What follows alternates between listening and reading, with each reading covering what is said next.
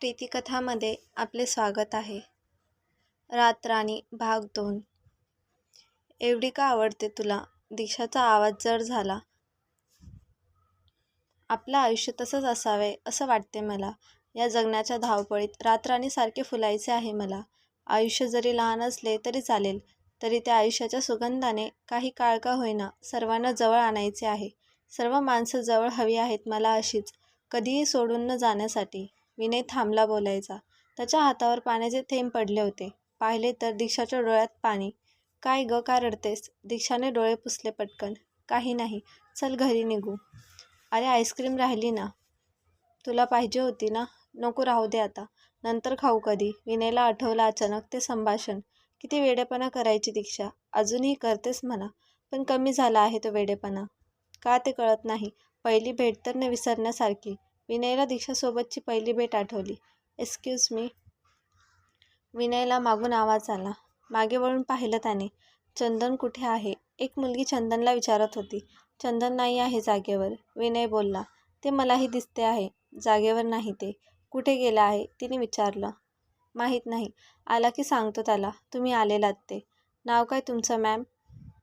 Ma'am एवढी मोठी दिसते का तुला? ॲनिवे, चंदनला मेसेज करून ठेवते मी. एवढं बोलून निघाली. पुन्हा थांबली. आणि तो शेजारी फोन ठेवला आहे ना, तो वाजला की उचलायचा असतो. शोसाठी नाही ठेवला. निघून गेली ती. विनयच्या लक्षात आलं, शेजारचा लँडलाईन फोन कधीपासून वाजत होता. चंदन आला 10 मिनिटांनी. कुठे गेला होतास? एक मॅडम बडबडून गेल्या तुझ्यामुळे. कोण आलेलं? नाव नाही सांगितलं. तुला मेसेज करून ठेवते असं बोलून पुढे बोलल्या. फोन वाजला की रिसीव करायचा. तुझा फोन मी कसा उचलणार? बरोबर ना? विनयने सगळी हकीकत सांगितली. अशी बोलली का बरं? चंदनने मेसेज बघितला. वा, चांगलीच व्यक्ती भेटली तुला. का, काय झालं? विनय, आधी सांग. तिला मॅडम वगैरे काही बोललास का? हो रे, पण तुला कसं कळलं? तिला आवडत नाही. एकेरी बोलायचं तिच्याशी. तुला ओळख करून देणारच होतो या 4 जणांची. पण असं वाटते तूच भेटशील त्यांना आधेमध्ये. म्हणजे? विनयला कळलं नाही. दीक्षा. इतक्यात चंदनच्या शेजारील फोन वाजला. हो, येतो आहे. आलो. चंदन निघून गेला. 15 मिनिटांनी आला. दीक्षा विचारत होती, तुला कोण नवीन जॉईन झाला आहे? सांगितलं तुझ्याबद्दल. गाववाली आहे तुझी. चंदन हसत म्हणाला. मी त्यांना मॅम बोललो म्हणून राग आला का त्यांना? विनयने विचारले. नाही रे, राग का येईल? तसा राग पटकन येतो तिला, पण जातो सुद्धा पटकन. आणि तिला एकेरी बोल. नाही आवडत तिला मॅडम बोललेलं. तुला कसं माहिती एवढं? विनयला नवल वाटलं. हो, 2 वर्ष झाली ओळखतो तिला. ऑफिसमध्ये जे 4 महत्त्वाचे कॅरेक्टर आहेत ना, त्यातले सर्वात स्ट्रॉंग कॅरेक्टर. स्ट्रॉंग कॅरेक्टर का? तर कोणतीही परिस्थिती असेल तरी घाबरत नाही. खूप छान मुलगी आहे. सावळी असली तरी दिसायला छान. नजर काढून टाकावी अशी. कारण एक वेगळंच सौंदर्य आहे तिच्यात. कदाचित तिलाही माहीत नसावे. इतकी सुंदर वाटते ती कधी कधी. मनातून सुद्धा तितकीच सुंदर. कोणाबद्दल काहीच नसते तिच्या मनात. मुलींना कसे दुसऱ्या मुलीबद्दल राग, द्वेष असतो, जेलस वाटते, हे तिच्या मनात नाहीच. शुद्ध सुंदर मन कुठे असते सांग अशी मुलीवर. जे मनात तेच चेहरा. नाकी डोळस नीट म्हणतात ना, तशी अगदी. सगळ्यासोबत हसून बोलून राहणारी. आणि हिची स्माईल इतकी सुंदर आहे ना, कुणीही वेडे होईल ते हास्य बघून. हसली की वाटते कळ्यांची फुले होतील.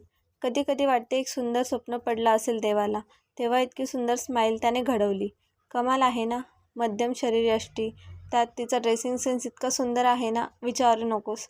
म्हणजे तिचे ड्रेस खरंच बघण्यासारखे असतात. त्यात ती रोज नवीन हेअरस्टाईल करून येते. तिच्या सौंदर्यात आणखी भर पडते. ग्रेट आहे ती. खरंच कामातसुद्धा चोख. कधीच टाईमपास करताना दिसणार नाही. अनोळखीसोबत कमी बोलते, पण एकदा ओळख झाली की मग थांबत नाही बोलायची. हे आत्ताचं मेसेजिंग, चॅटिंग नाही आवडत तिला. जे असेल ते समोर बोलावं असं तिचं म्हणणं. चंदनने त्याचे बोलणे संपवले. वाव, खूपच छान आहे रे ती. आहेस ती अशी, वेगळीच आहे. बघ ना, एवढ्या गोड मुलीच्या कोण प्रेमात पडणार नाही. पण तिचा विश्वास नाही प्रेमावर. तीही कोणाच्या प्रेमात नाही अजून. सगळ्यांना मित्र मानते, पण मैत्रीच्या पुढे एकाही विश्व आहे ना, ते तिला समजावणारा अजूनही तिला भेटला नाही. पण तिला कोणी चांगलंच भेटणार हे नक्की. वेड्यासारखं प्रेम करणारा भेटणार बघ तिला, यात काही शंकाच नाही. दीक्षाचं मिनिंग माहिती आहे का इंग्लिशमध्ये? Gift of God. तशीच आहे ती, देवाची सुंदर अशी रचना. विनय पुन्हा आठवणीत गेलेला. रे भावा, जेवायला आणले आहे, हा घे डब्बा. अविनाश आवाज देतच आला. तुझीच वाट बघत होतो. आणि तू चल हा लवकर बरा होऊन. तिथे सगळे वाट बघत आहेत तुझी. कोणाला करमत नाहीये तिथे. डॉक्टरला सांगतो उद्या सोडायला तुला. जरा दम दिला की होईल काम. क्या अविनाश? विनय जवळ बसला. तू पण ना खरंच, विनय बोलला तशी अविनाशने त्याला मिठी मारली.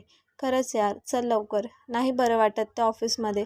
असंच बसून राहा. काही नाही केलंस तरी चालेल, पण तू ये ऑफिसला. अवी, नाही रे, डॉक्टर सोडणार नाहीत. अवी नाराज झाला. तेवढ्यात त्याचे लक्ष रातराणीच्या फुलांवर गेले. वहिनी आलेल्या वाटतं. विनयला त्याने कोपऱ्याने ढकललं. गप रे, काही पण असते तुझं. विनयला हसू आलं, तरी त्याचे लक्ष घड्याळात गेलं. तू जा, तुला लेट होईल परत जायला ऑफिसमध्ये. ते सोड, आपलंच ऑफिस आहे. आधी सांग, झोप लागली का तुला बरोबर? विनयचा चेहरा शांत झाला. त्यावर तेच स्वप्न का पुन्हा? अभि सावरून बसला जरा.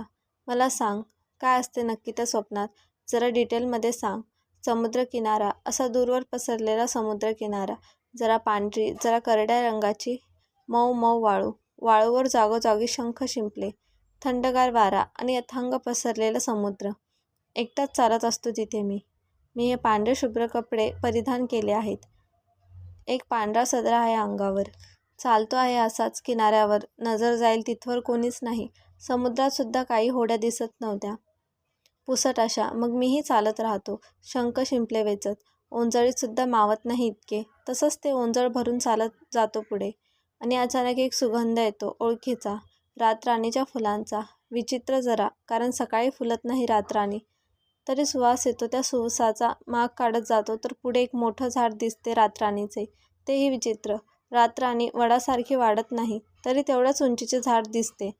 आणि त्याखाली कोणीतरी बसलेलं दिसतं. कोण? आवीने कुतूहलाने विचारले. नाही माहीत. एका विशिष्ट अंतरावर थांबतो मी.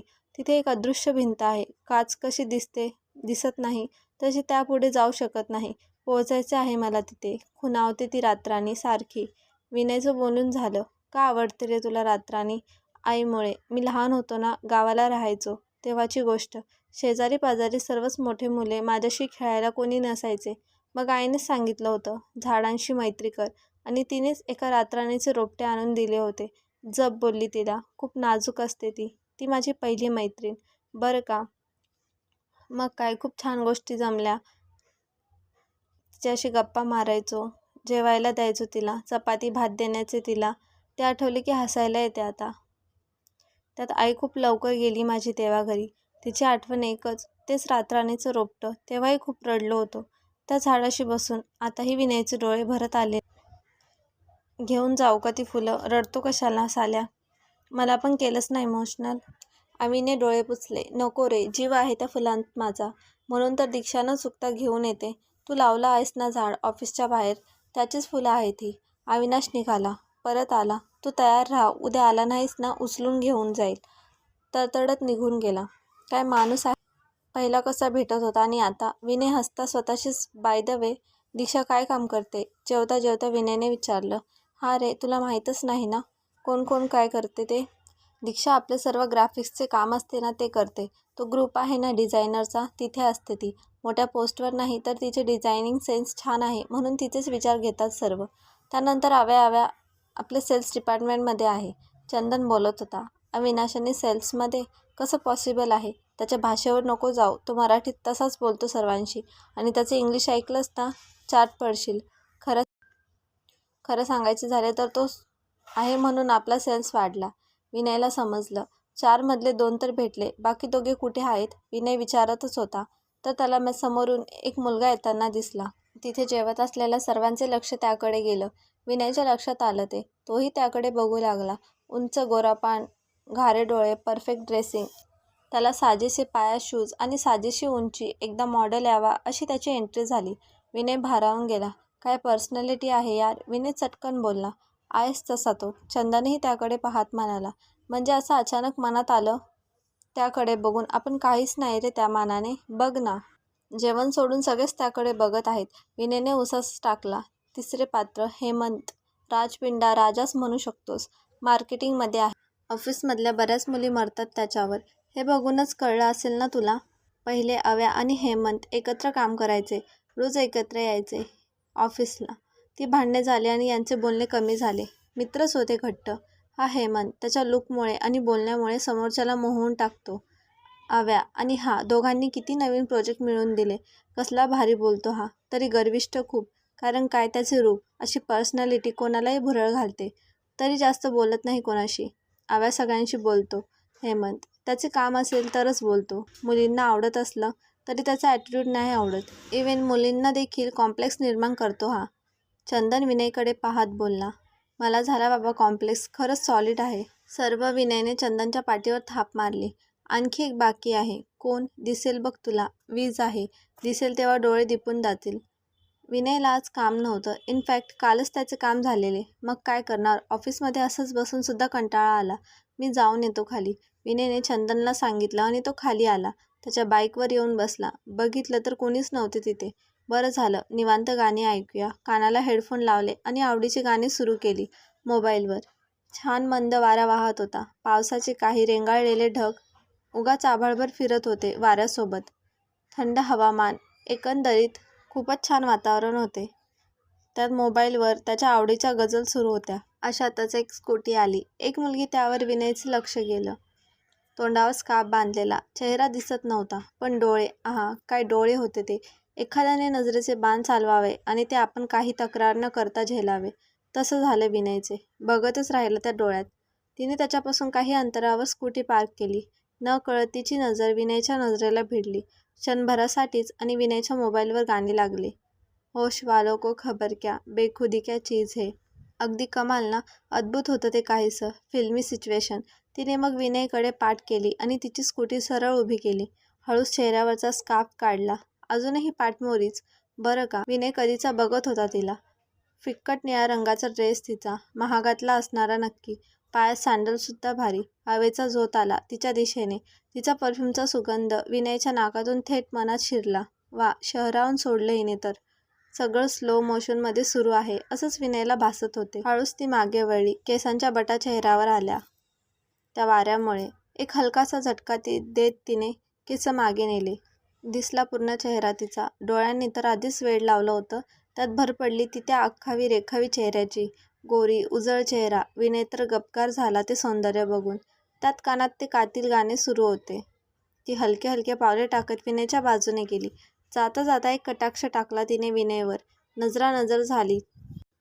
त्यावेळी सुरू असलेली गाण्याची ओळ विनयच्या कानात सामावून गेली. उनसे नजरे क्या मिली, रोशन फिजाएं हो गई. विनयचा जीवच गेला तिथे. कोणी बघा किंवा नका बघू, मी माझं अस्तित्व दाखवणारच असा ॲटिट्यूड तिचा. गेली पुढे ती. विनय तर ती पार नजरेआड होईपर्यंत बघत होता. एका क्षणाला ती आत वळली. वाकून बघता बघता बाईकवरून तोल गेला विनयचा. पडता पडता सांभाळलं स्वतःला त्याने.